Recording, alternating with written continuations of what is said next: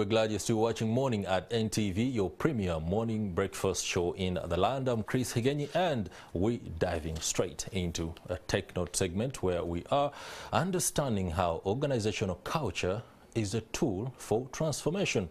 Now, many of us, when we hear the word organizational culture, well, we see a little bit of blues, but what it essentially means is the set of values, the way of doing things, and just how many of the assumptions around the workplace at any particular organization are. So, for purposes of understanding exactly how a culture can be a tool for transformation, we have with us the Chief Executive Officer at Discover Solutions, Shamim K. Matovu. Many thanks for joining us this morning. Thank you for having me. How are you? I'm well, thank you. What is Discover Solutions, and how does that help us understand your kind of work? Okay, so Discover Solutions is a culture startup. And what we do is really to partner with forward-leaning leaders to help them in terms of growing the organizational culture with a bid of ensuring that they are able to attract the right talent, retain the right talent, be able to engage their teams, and as well ensure that they unlock the potential of their teams. Wow, so it's about getting people to a point where productivity is achieved by doing less. Absolutely. Interesting. So break down organizational culture for us. So organizational culture, the interesting thing is we realize that today a lot of us are throwing that word around. Sure. And I think that it's very important for us to dissect it and understand what does it actually mean.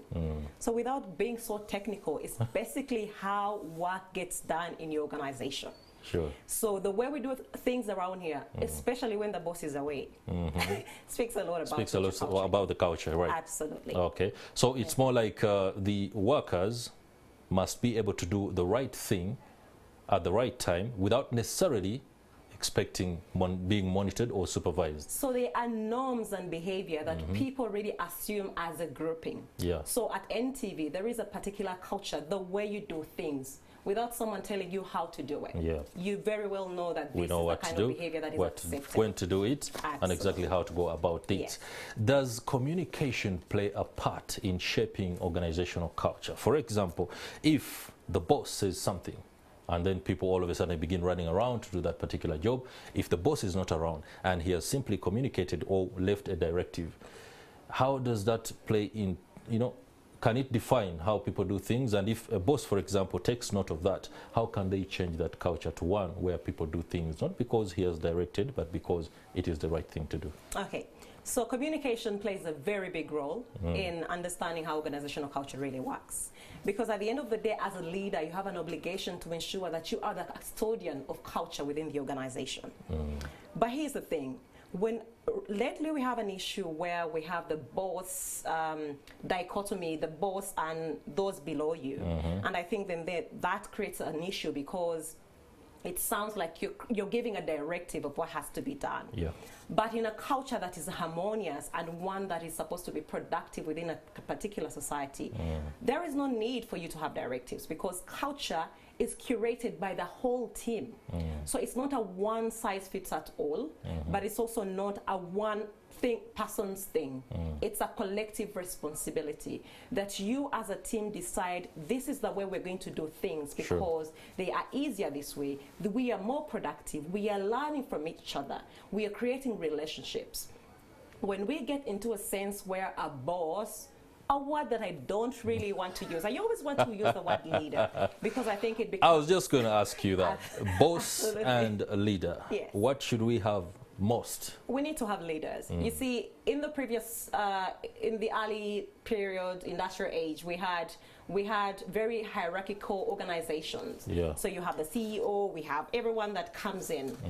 Today, organizations that actually work better are those that have no hierarchy. So even when you have a CEO, it's very invisible in the sense of your lines of report, and there is still that direction of you have a line of report.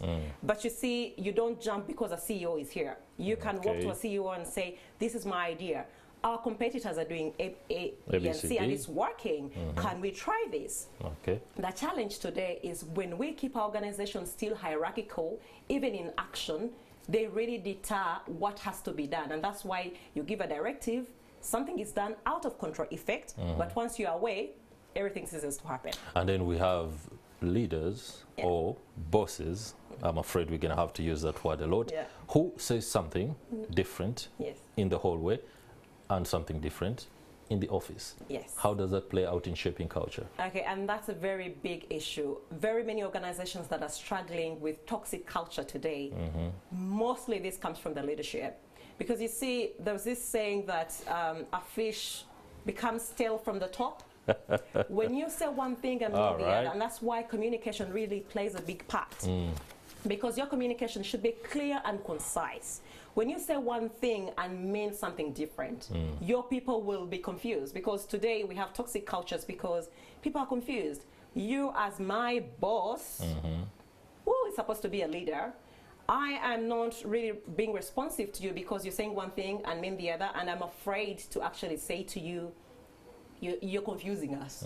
So many leaders today are really confusing their teams because there hasn't been that space where we create a psychological safety environment for people to be able to speak up and say, Chris, I'm not really happy the way you spoke to me today, or I think we are taking a wrong direction today. That is something that is really lacking in our organizations today. Okay. Yes. I'm glad I welcomed you on the show. Thank you. No doubt. How do I tell that an organization has a good culture that is rolling out? If, for example, I stepped into a company at any one time, I'm looking out for an interview or making some inquiries, how quickly do I get to understand that the culture here is one that perhaps is positive and drives productivity, or dang, a little bit of toxicity around here? How do I tell? Well, it's quite interesting. So the challenge with culture is quite a complex thing. It's because there are those elements that we will see and those that we won't see. Yeah. So it's so hard for us to have a binary distinction of whether it's good or bad, because what is good culture in a certain place could be bad culture in another place, because we operate in different industry, we operate in under different circumstances. But what I can say, for example, I as an anthropologist, I am trained to actually use different methods to understand people's culture.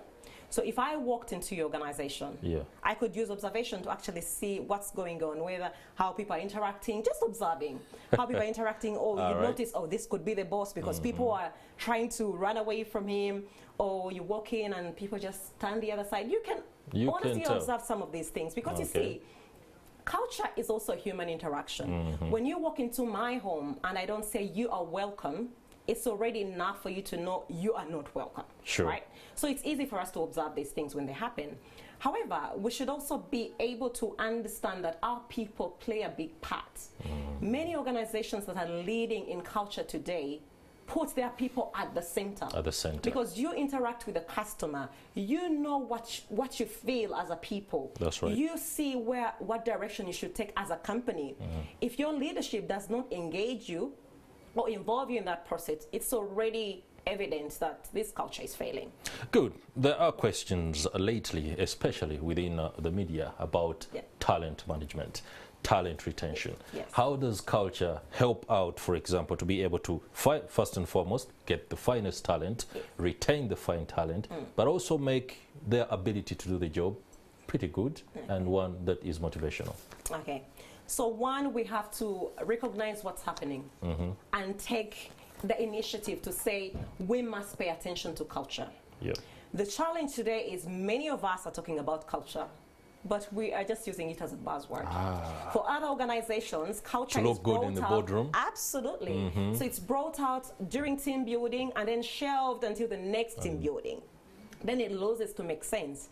Today, post-COVID, we see that many people are looking for something. It's not just you walking to a place to earn a living. That's right. You're looking for a sense of purpose. You're looking for direction. You want to feel and belong in that place.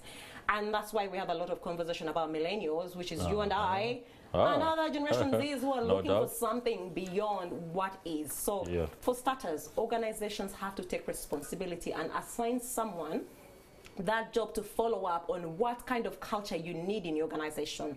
What can you do to actually get close to that culture? That's the starting point. But also, it's very important for us to be vulnerable because I think culture engages things that are quite sensitive. quite sacred. So in terms of our leadership styles, do our managers know how to manage our people? How do we speak to each other? How do we engage? How do we promote our talent? Those sort of things are quite sensitive within the organization. Conflict, for example, which is something that we shy away from. Where there is human interaction, there is conflict. That's right. What steps are we putting together to see that when conflict happens, we are able to engage on those things and get them solved immediately? Because the more we push them under the table, the more they become elephants in the room that can never be addressed. The African culture tells me, the African, to be humble. And that sometimes becomes leverage for a bit of vulnerability on the part of talent and employees, where people begin to think that if I say this as it is, perhaps I'll be vulnerable beginning today, because they'll begin to look at me as somebody either who is overly aggressive, who is getting overboard.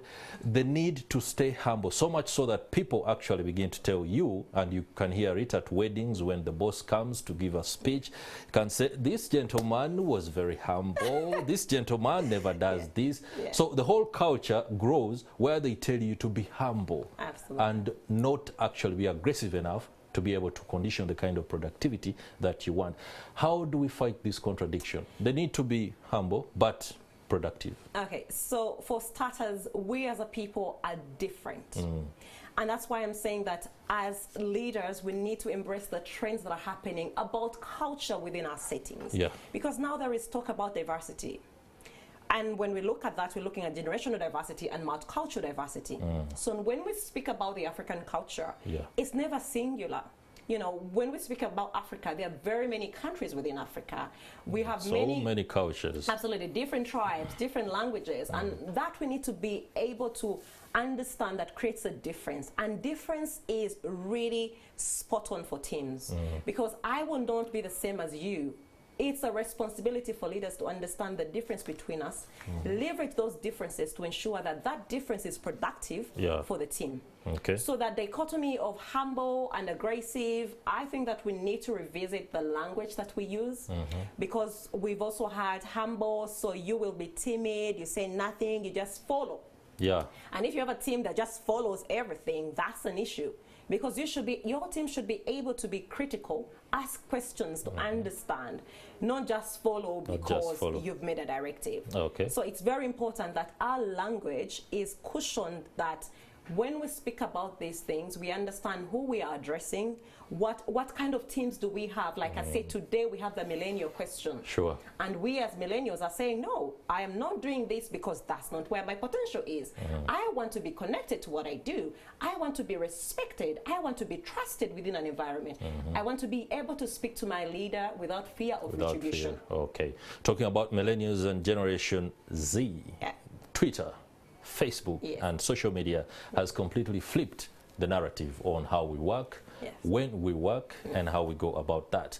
I'm sure when you're on the internet and you're reading some of the comments and the way the young people communicate, it's increasingly requiring companies to rethink the kind of culture that they roll out. Are you helping organizations counter this particular challenge? So for those organizations that we're working with, we are actually highlighting this concern.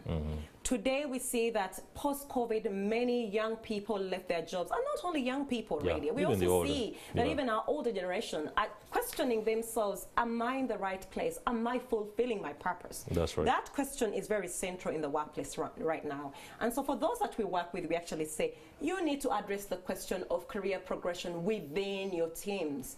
That is something that organizations have shied away, but it's a responsibility for organizations to ensure that they map the journey of their people. When Chris walks into this company, they walked in on this role, we are able to see where they are going. And it's also okay to support your teams to be managed outside of the organization. In the sense of career progression, not management as in pushing them out. But you know, you help them through and see where their potential is and where they can go. That will help solve the problem that we're having today. Many young people come on social media and complain about what's happening because we're not seeing the right things. And when we see such things on social media, it's important for us to own them up and say, we've messed up, what can we do? Because the mere having on social media policies is not going to help if we are not fixing the real issues. So let's focus on the real issues. Speak to people, ask your people, what do you want? Where do you see yourself in this organization? What support do you require? But there's also still a question of the managers. Do they know what to do? Do they know what to do? Because there's this assumption that, you know, if you've been promoted, you already know what to do. Managers need to Learning be is an experience you have to continuously be able to get, no doubt. We shall be transitioning very shortly into the financial aspects of culture and whether an organization that has a good culture does well financially, or it is the other way around. But before we do that, the economy in Uganda is very much peppered with SMEs, you know, those small, medium enterprises, and even the micro. When you speak about organizational culture, these are entities that you do not find an elaborate or deliberate policy that rolls out these kind of initiatives to be able to help these workers, first and foremost, understand the importance of a workplace culture, but also how it plays out into productivity. Galabuzi millers out there, they do things like curry powder or even some small packages of oil. Do you really think SMEs in Uganda must be able to embrace this? And if they must, how can they be helped? Okay, so yes, absolutely. For many small businesses out there, a lot of them start with the values of the founder. Because, you know, as a founder, you know what values you want to show out there, to operationalize as you work with other people. But as you grow, it also becomes problematic because you see, the difference between the bad culture and the good culture is the good culture is intentional. If you're not intentional about designing your culture, because now we have organizations that say our culture is about this. But you see, if I am your employee and I bring my culture into the space and mine is not the best of cultures, it's going to become your culture because you are not intentional. That's right. And so what we're saying is, as you start up, I mean, it's challenging in the world, but also we see that many of these small and medium enterprises are being funded by different people, the VCs that really put money into it. There has to be a responsibility for them to VCs being the venture capitalists? Absolutely. Okay, the guys with the money? Yes. To say, let's have a portion of this money put towards designing your culture. Because if you do not design it, it will come out whichever way, and it might not be one that really serves you. So when we get into the businesses that start up, they're faced, you know, you see a lot of talk on social media about, oh, my employee came in at this time, or this happened. You do not have policies. But policies do not also stop at having policies. Communicate them. Ensure that they're in engagement. So you design those policies with your people. Ask them to give you feedback. Organizations that are people-centric are earning a lot out of this because you do not get resistance that much compared to when you just exert pressure on people. We all don't like change. We want to be comfortable. And so if you want that change process to be honest for you and much more easier and timely and less costly, involve your people. Put them at the center. Good. The financial returns, does it mean if you have a good culture, then a company registers financial returns, or one that is making a lot of money can be able to put in place or roll out a good culture? Okay, so today we've had talk of those big companies, the Googles of this world. Many of us refer to Google as one place to work. There are those companies that people say, oh my God, it would be so prestigious for me to work there. Why do we think so? These companies have paid attention to the culture, and they're paying attention to the trends as well. Now today we have the the remote working, the hybrid working. What are we saying about that? Even post-COVID era, some organizations are saying, no, we want our people at the desk. But actually, a couple of years ago, they worked from home and they didn't want them home. So we need to be open enough to say, okay, people are going to resign. There are people who are resigning their jobs because their bosses are saying you need to come back to the office. They're saying no. I've been at home and I've been able to deliver. They've experienced something better. Absolutely. So I will tell you for sure that for organizations that are intentional about investing in culture transformation processes and having the right people lead them through those processes, because it's also very key. Sometimes we think we can do these things ourselves, but I tell you, you do it yourself, somehow it goes wrong. It's so hard to come back from that. Accountability becomes a problem. Absolutely. You don't know who to blame. Yes. Good. So there is need to have the experts help you in the process to help you design the culture that you require for your organization, definitely it has return on investment because your productivity will go high. That's right. I would love to, if I were in an organization where I'm respected, I'm trusted, I'm compensated for my value, I am treasured, I belong, I will want to deliver beyond. I will want to serve my customers better. I would want to innovate. That is the zeal, the purpose that puts me in that place will give you a return on investment. You don't have to push me to come to work. That's right. Absolutely. Organizational culture as a reputation dividend. Yes. I see so many of us. When I was out there, I wanted to work with NTV, and I'm glad I'm working with NTV, no doubt. The reputation dividend when it comes to crafting organizational culture. Many boardrooms perhaps believe this is something that should be put into the PR tactic and ensuring that. But the way you speak turns out that it's more than just public relations for people to see a company out there as one that has a good culture. Reputation. Away from the fact that it can help organize productivity, how do we go about ensuring that our reputations are first and foremost good out there, but maintained? Okay, so remember I told you that you have to put your people at the center of your culture. So that means that you value them, you respect what their feedback is, you listen to them. Your people will be your mouthpiece. Because it doesn't stop from you saying, oh, we have a good culture here, you know, come and work with us. No, your people will speak the truths. Today we have social media. A lot of people will just wake up and have maybe they had a bad day and someone at work supported them. Absolutely. And then they'll come out to write, you know, I'm so glad I'm working at this company because this happened and someone really came out through for me. That is your people being your mouthpiece. So it's very important that when we think about reputation, we also don't use it from a perspective of marketing ourselves and just lying about what we do, but really walking the talk and ensuring that the values that we live as an organization are felt by our teams and the people that we engage with. Okay. Yes. The political leaders of the day. Culture is something that should transition the boundaries of the corporate world, the boundaries of the business world, to be able to permeate the public service. It's often said that, for example, when the stories of corruption you hear about in the public service, the people who are in public service are our brothers, they're our sisters, they're our fathers. It also means that perhaps the private sector is also grappling with the same kind of vices, but perhaps being handled better. Can a national culture be crafted to allow for a seamless transition, for example, from public service to the private sector, so that at the end of the day, we have one moving ship? Okay. So initially, I say the difference between a bad culture and a good culture is intentionality. Intentionality. And I believe, yes. Can we do that as a nation?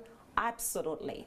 The challenge is, like I said, the culture, the head dies, the fish dies from the top, right? Begins to rot. And so when we vote our leaders into office, for example, do we ever ask them about their core values? Because that's a very important aspect of life. When someone says their values about maybe transparency, integrity, how are they integral? Are we holding them accountable? So today when we see, it's as simple as that. When you're on the road, are vehicles that really break the traffic laws, which ones are they? We surely know that. All right. So we need to be really exemplary in that sense and understand, okay, this is what we are responsible for. We are setting an example for our future generation and future generations to come. That's right. Yes. Okay. Many thanks, Shamim K. Matovu, the Chief Executive Officer at Discover Solutions. An anthropologist. That is a word that I loved. No doubt you've heard it for everyone who is running an organization, a company, or even a startup. But most importantly, for you who is looking out to employ Ugandans, you should be able to roll out a comprehensive